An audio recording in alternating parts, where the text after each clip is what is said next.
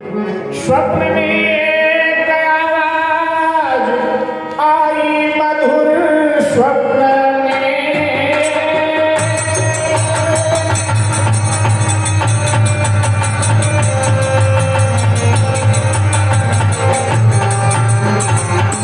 स्वप्न में एक आवाज आई मधुर स्वप्न में।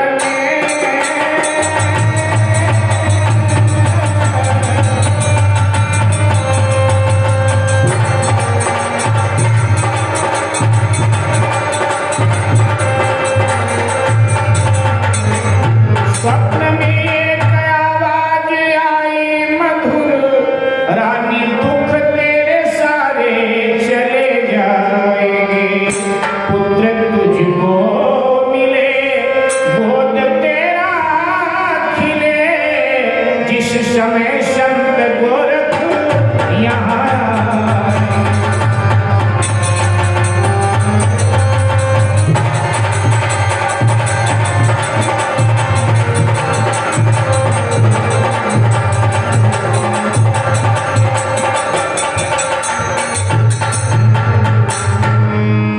स्वप्न में ये मधुर आवाज आ रही है, महारानी वांछल चिंता त्याग कर उदासी को हटा दो अपने चेहरे से, प्रसन्नता में झूमो, क्योंकि अब वो समय आ गया है, पतझड़ जीवन का खत्म होने वाला है, बहारें आने वाली। प्रश्न करती है रानी, अब तक तो बहारें आई नहीं, लेकिन अब बहारें नजदीक हैं, गुरु गोरखनाथ जी के आने की देर है, और उनके आते ही जीवन तुम्हारा बहारों से भर जाएगा और तुम्हारी झोली भी भर जाएगी, तुम्हें पुत्र रत्न की प्राप्ति हो जाएगी। स्वप्न में ही रानी कहती है, आप कहते हैं पुत्र प्राप्ति हो जाएगी, बहारें आ जाएंगी, लेकिन मेरे जीवन की बहार तो अब तक लौटी नहीं, आई नहीं। मैंने एक बाग लगवाया था, वो मेरा हरा भरा बाग भी मुरझा गया, उसमें भी पतझड़ आ गई। ना जाने क्या दुर्भाग्य मेरा है। तो फिर आवाज आती है कि उनके आते ही बगिया भी होगी हरी रे, उनके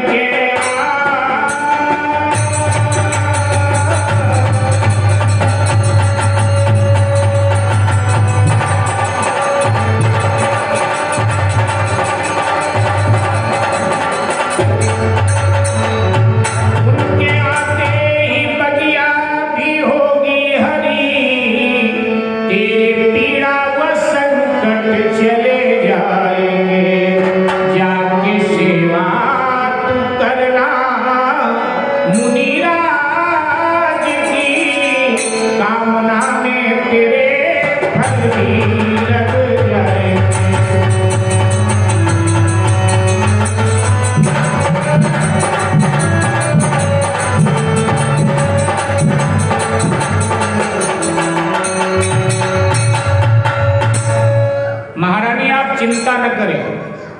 गोरखनाथ जी जब आएंगे तो उसी सूखे बाग में ठहरेंगे, और जैसे उस सूखे बाग में वो अपना धूना चैतन्य करेंगे, उसी समय बाग में भी बाहर आ जाएगी, आपका बाग भी हरा भरा हो जाएगा और आपके जीवन की समस्त कामनाएं पूर्ण हो जाएगी। आवाज बंद हुई, महारानी की निद्रा भंग हुई, ये मधुर स्वप्न के आनंद में वो डूब गई। इधर गोरखनाथ जी महाराज बद्रिका आश्रम में बद्री विशाल धाम में विराजे थे। बोलो बद्री विशाल भगवान की जय। तो बद्री विशाल धाम में गोरखनाथ जी महाराज विराजे थे। उन्होंने अपने शिष्यों को आदेश दिया, कमंडल झोली उठाओ, चिमटा उठाओ, अलख निरंजन का घोष करो, और यहां से डेरा अब हम कूच करते हैं। लेकिन महाराज शिष्यों ने पूछा, इरादा कहाँ है जाने का? कहाँ जाना चाहते हैं? गोरखनाथ जी ने कहा कि अब हम राजपूताने की यात्रा करेंगे, माने राजस्थान। राजस्थान का एक नाम राजपूताना भी है। तो कहा हम राजपूताने की यात्रा करेंगे। वहां एक महारानी मेरी भक्त है, वो मुझे पुकार रही है, उसके कष्टों का हरण करने के लिए मुझे राजपूताने जाना है। शिष्यों ने कहा महाराज क्षमा करें, राजपूताने जाना है तो महाराज अभी न चलो, कुछ दिन बाद। क्यों, अभी क्या हुआ? बोले महाराज ये ज्येष्ठ का महीना चल रहा है और ज्येष्ठ के महीने में राजपूताना में सूर्य की किरणें आग उगलती हैं। यहाँ बद्रिका आश्रम में आनंद ले रहे। अच्छा, हमारे भारत की महिमा तो देखिए, यहाँ सभी ऋतुएं आती हैं। अच्छा, एक ही देश में अलग अलग मौसम में अलग अलग आनंद भी आप ले सकते हैं। अगर गर्मी में सर्दी का आनंद आपको लेना है तो बस उत्तराखंड में चले जाओ, केदारनाथ, बद्रीनाथ, गंगोत्री, जमुनोत्री की यात्रा भी कराओ और ठंड का आनंद लो।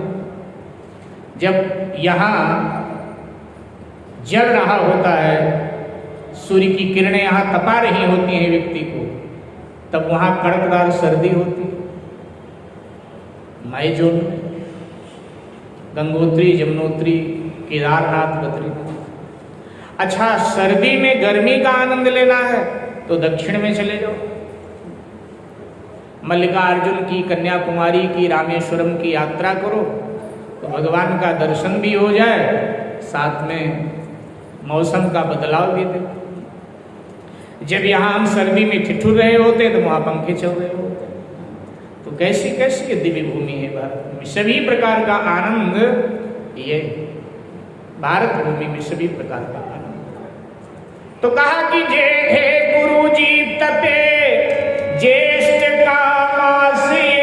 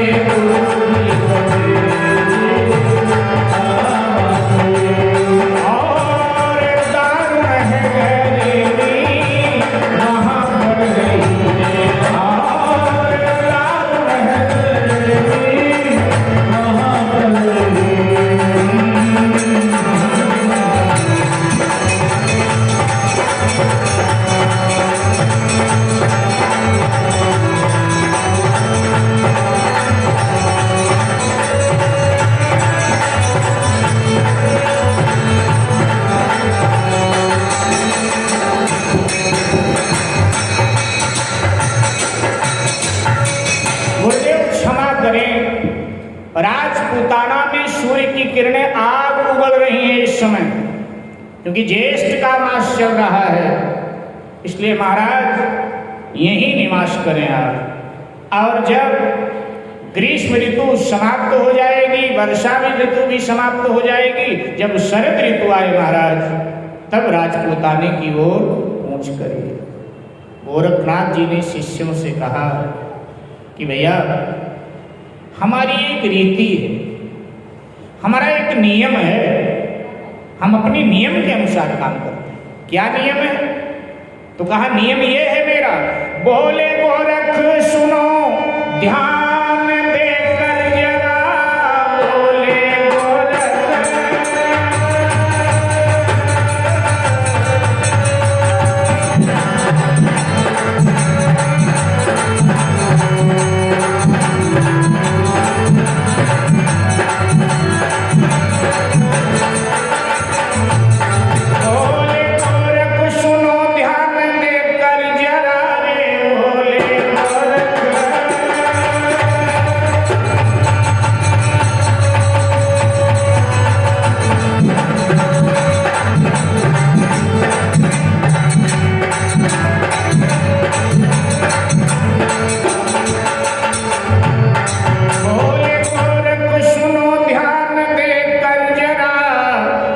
मुझको बुलाए मैं जाता सदा, रीति सारी पुरानी है मेरी बनी, भक्त मेरा सदा भक्त का है सदा।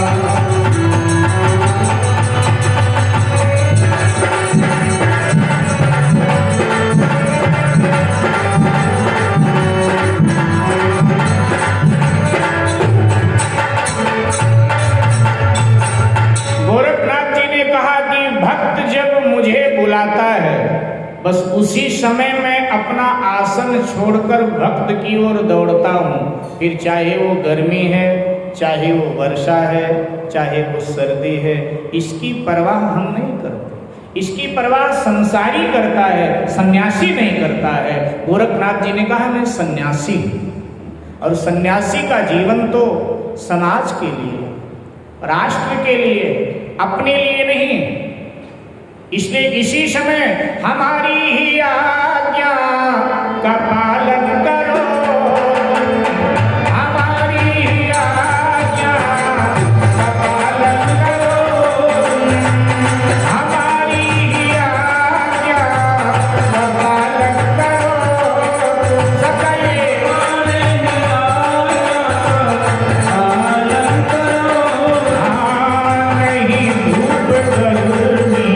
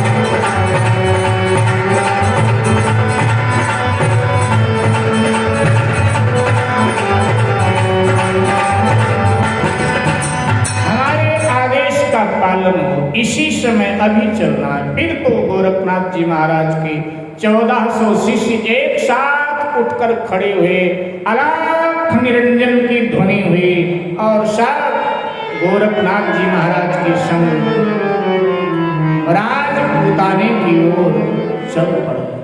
बदरी बन से गोरख चलकर ददरेड़ा नगरी आए हैं, जो बाबू जीवर सिंह राजा का उसमें ही धूपी रखाए हैं, उसमें ही धूपी रखाए हैं, उसमें ही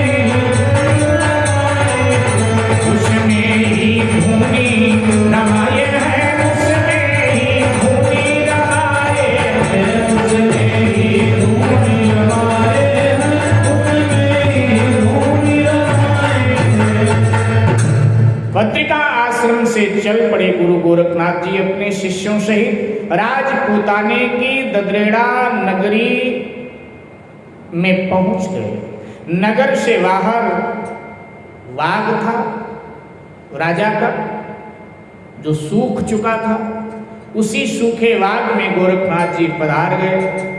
धूना चैतन्य किया, शिष्यों से कहा लकड़ियां लाओ सूखी, धूना चैतन्य करो। धूना चैतन्य करने का अभिप्राय समझ में आता है क्या? हाँ, चैतन्य करो माने जलाओ, धूना चैतन्य करो, संतों की भाषा में धूना चैतन्य करो। धूना चैतन्य किया। गुरु गोरखनाथ जी महाराज आसन लगा के बैठ गए, और जैसे आसन लगा महाराज जी का तो हुआ क्या, बाग तो सूखा पड़ा था, गर्मी भी बड़ी जबरदस्त, ज्येष्ठ का मास। हुआ क्या, तो लिखते हैं कि छाई बहार है बाग में, पतझड़ था लेकिन बाहर आ गई। और ध्यान दीजिएगा, साधु जब जीवन के देहली पर आए तब ये आप समझ जाएं, साधु कभी समस्या बनकर नहीं आता है। साधु जब भी आता है तो समाधान बनकर ही आता है। आज घोर कलयुग है, साधु द्वार पर आ जाए लोग समझ लेते हैं कि समस्या बनकर आया। मैं साधु की बात करता हूं, भिखारी की नहीं। साधु कभी समस्या बनकर नहीं आता। साधु जब भी आता है वो समाधान बनकर आता है। कोई समाधान जीवन का लेकर मेरे द्वार पर आया है। इसलिए साधु से कभी अप्रिय भाषा नहीं बोलनी चाहिए। कुछ आवाभगत ना करो, लेकिन प्रिय भाषा बोलो। भाषा प्रिय बोलो साधु से। साधु समाधान बनकर आता है। तो हुआ क्या, कहा कि छाई बहार है बाग बीच, हरियाली हरियाली है। माने बाग अचानक हरा भरा हो, अचानक। वो सीमा है, क्या नहीं कर सकते। तो छाई बहार है बाग बीच, हरियाली हरियाली है। और दूसरी घटना क्या घटी, छाई बहार है बाग बीच, हरियाली ही हरियाली है। घट घुमड़ घुमड़ गिर आए हैं, छा गई घटाएं काली है, छा गई घटाएं काली है, छा गई घटाएं काली है। घट घुमड़ घुमड़ गिर आए हैं, छा गई घटाएं काली है, छा गई घटाएं काली है, छा गई घटाएं काली है।